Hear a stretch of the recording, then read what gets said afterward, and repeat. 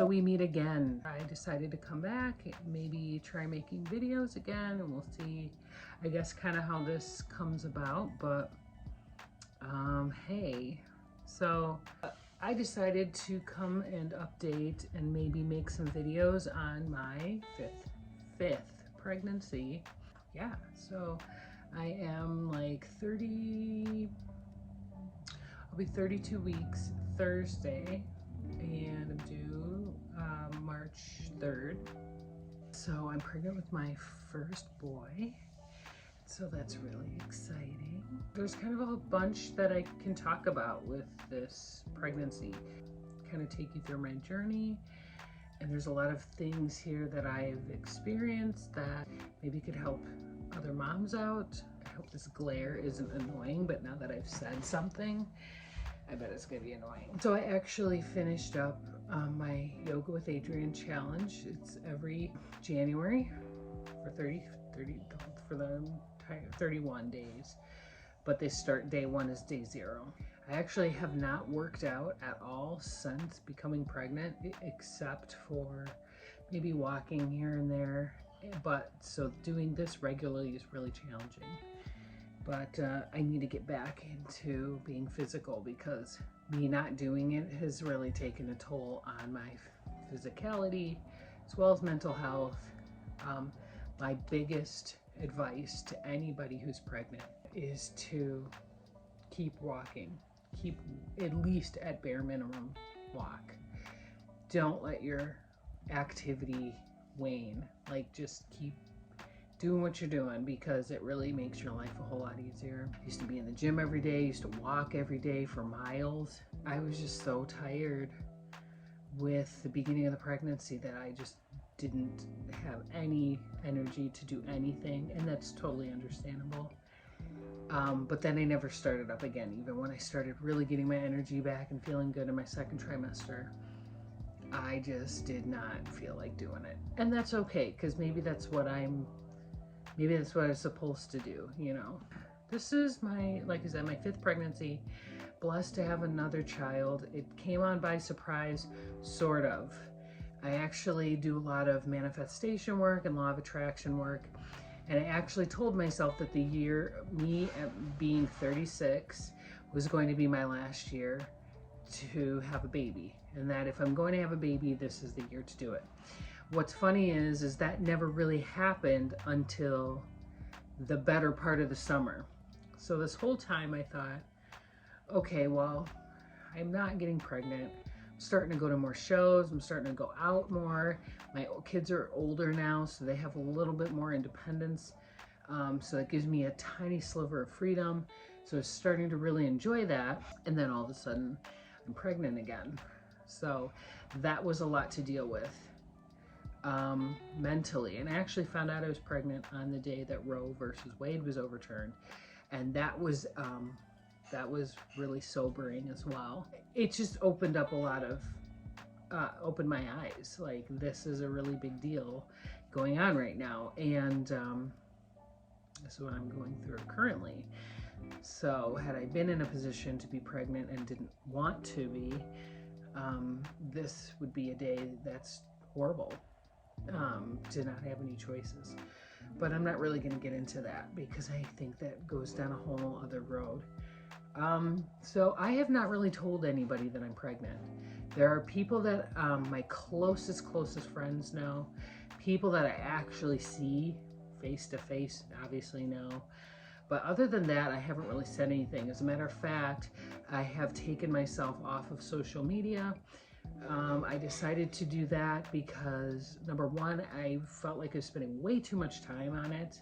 I homeschool 3 of my girls. My oldest is in school. And I just remember sitting at my kitchen table when I'm supposed to be teaching, and I somehow got sucked into Facebook and was wasting time on this GD platform. And I'm like, I'm sick of doing this. Like, I'm sick of being a lemming. I'm done. So since then, I deleted the apps of Instagram and Facebook off my phone, and I barely use them. I pop in on the browser to kind of see a little bit of what's going on with my family, But for the most part, I really do not use it anymore. And I can't tell you what a godsend that was, because not only have I been paying more attention to my kids that are here with homeschooling and also enjoying this holiday break and being present with them. And that's another thing that's kind of disturbing, is you realize how not present you are when you have it, among other things. I'm also more in tune and connected with my pregnancy. And I think a lot of that would be stolen from me if I was sitting on Facebook all day. So I'm really proud of myself, and I'm really happy that I decided to not do that. But also, like, I kind of wanted to step away from that and not really make any announcements. You know, we're so used to being on social media and updating everybody about what's going on, from the food we make to the meal we make, to you know, what we're doing with our kids. And I just felt like it was kind of like a pissing contest, and I didn't like that. And it's really annoying, and I don't like being manipulated into doing that, because I wouldn't do that had, you know, if you don't see what mom A is doing, you don't see what mom B is doing, you don't feel like you have to do this, that, and the other to keep up, or judge your own parenting skills of what you can and can't do. So I got tired of feeling like that. So yeah, I just decided not to keep going with that. But I haven't told anybody. I haven't made any Facebook announcements. I haven't shared anything about this pregnancy on social media. And I'm really happy, because it's my private time. If this is my last child, it is. It's not an if, it is. Because there's a lot of things that I went through that have been really difficult for me with this pregnancy. I've never questioned a pregnancy before. This one I did, because my mental health in the first trimester really made it difficult to cope.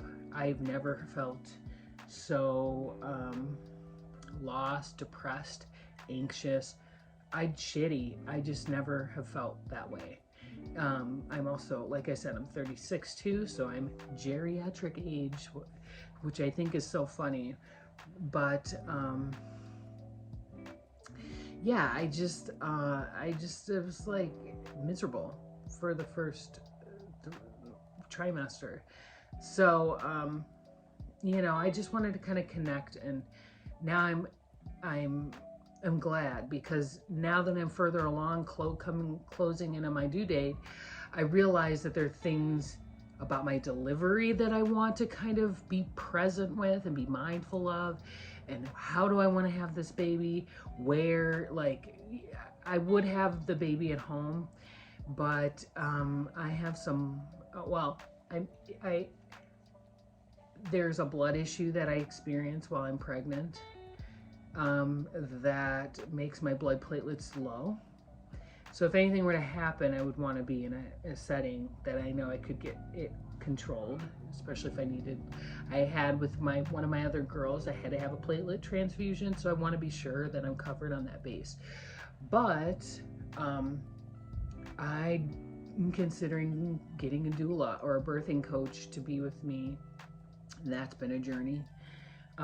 I would recommend that you, first-time mom, seventh-time mom, I think by that time maybe you got it kind of figured out, but who knows? I didn't. And, you know, even this being my 5th pregnancy, I didn't stop and think, like, okay, do I want to call my old OB again, or do I want to find a midwife? And I wish I stopped and did that. I wish I thought a little bit more. I kind of was in, not panic mode, but just excitement, surprise, autopilot, and I called my OB because it's who I've had in the past.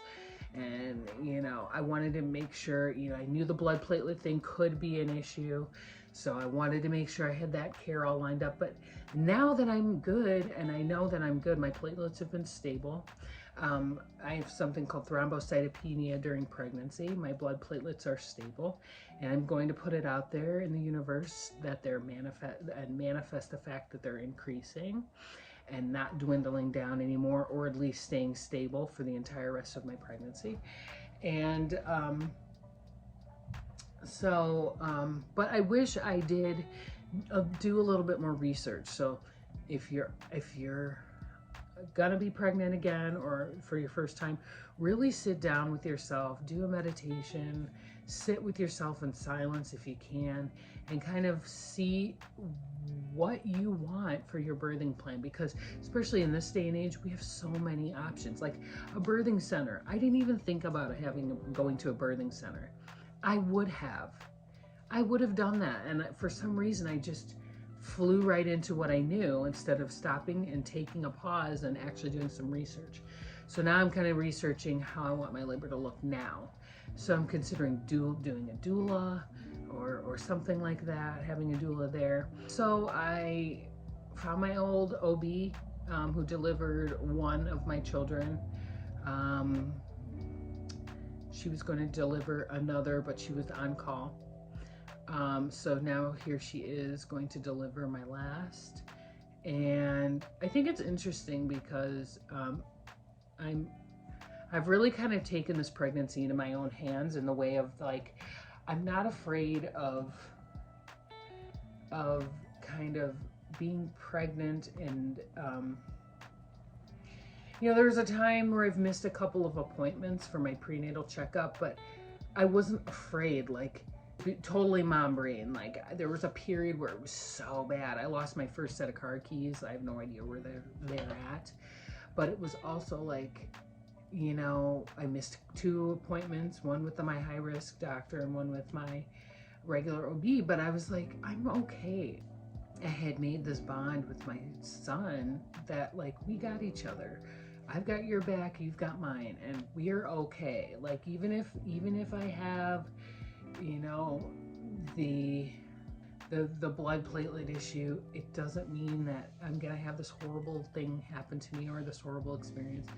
I really am just keeping my thoughts positive and open so that I'm not, because one thing that is the thing that's becoming really apparent to me, especially having kids over the years, especially when I look back at my past pregnancies, is the fact that if you don't sit there and you don't sit and analyze how you feel about your pregnancy, how you want your care, like really sitting there and thinking about how you want to be cared for, how do you want to have your pregnancy, how do you want to labor, what experience you want, you're going to be thrown into doing what people tell you to do.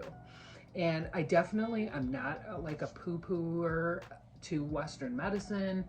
I definitely am grateful for that because, some things are important to have. And so please, I think there's a balance that we need between holistic medical care and Western medicine. What I don't like is like my doctor's already talking about me coming in and finding a day to be induced. And it's like, no, like, why would I do that? Like and she says, oh, well, I just worry about your platelets. And it's like, okay, well, what's going to be more traumatic on my immune system and my body and my platelets? Is it me going into labor on my own and my son, we labor when we're ready? Or are you going to force me in, throw a bag of Pitocin at my forehead, and have a 25-hour labor? Which one's going to be more traumatic, especially if it doesn't go right, which it will. But if I have to have a C-section, why don't we just like relax? And it was totally like, I'll be here on this day and I'll be here on this day. So I'll be here all night. And it's like, but it's not about your schedule. It's about when I'm ready to have my baby. And it's not even what I have to say. It's about when the baby's ready. And like, I'm reading this book by Gabor Mate. It's called The Myth of Normal. And there's this whole section that I actually just finished about the trauma of being forced into this crazy clinical medical business of being born. And it's like, that was like the kicker when I was like, okay, I need to start seriously thinking. And it's hard to be your own advocate because you're made to feel like you don't know your body and your body doesn't know what to do. I was actually listening to this podcast today, and a lot of women are told, oh, I had a 9-pound baby, so I was told that I have to have a C-section. And this is not what they said in the podcast, but something I'm thinking about.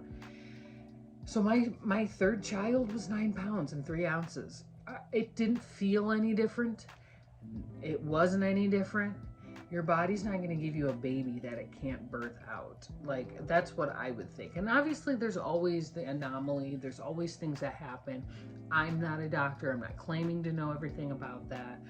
But the thing is like, we can do this. Like, I'm sure, like, what happened before, like, you can labor your baby and not have to worry. And like, people are like, oh, 9 pounds. Well, yeah, well, she also had a big head too, and that wasn't very fun either, but I did it and I'm here, and she's like 8 now. So it's like, I don't know, like, we're good. It's fine. Stop scaring people. Like, it should be more empowering. Oh, he's moving now. So that's really sweet. So yeah, I'm also a vegan, plant-based. I like saying that because I'm not really an advocate. I do care for animals, but I'm not this like warrior. Like, I just do my part, and I just like the health benefits as well as the animal advocacy. Good. There's a lot of resources out there now. I told my doctor I was plant-based immediately, and that was it. I think more people need to know that it's okay to be vegan and pregnant. There is a pregnancy podcast called the Vegan Pregnancy Podcast. And if you have any questions, listen to that because it's really helpful and gives you an idea of all the things you're worried about. It's an actual dietitian, doctor. Maybe she's not a doctor, but definitely a dietitian, vegan. And she helps explain about pregnancy and being vegan or plant-based. So definitely check that out. Are you vegan? Have you had a vegan pregnancy or plant-based pregnancy? Do you have kids? Are you pregnant now? How do you feel about being pregnant post-COVID? Like, how is that for you? Because I was kind of worried about that and having a baby at this time, because I feel like the world is now getting sick because we've been, been going through the masks and everything. Totally masked, totally boosted and vaxxed, so not knocking it, but it's just crazy because I feel like this is a different world than when I had kids before. So yeah, leave that down in the below. Like, subscribe if you wouldn't mind, if you like what you saw. Share the video with any mamas you know. Thank you so much for watching. I really appreciate it. I will start thinking about new stuff to talk about. I'll make some shorts and post another video real soon. So thank you for your time. I love you guys. Happy New Year, and be well.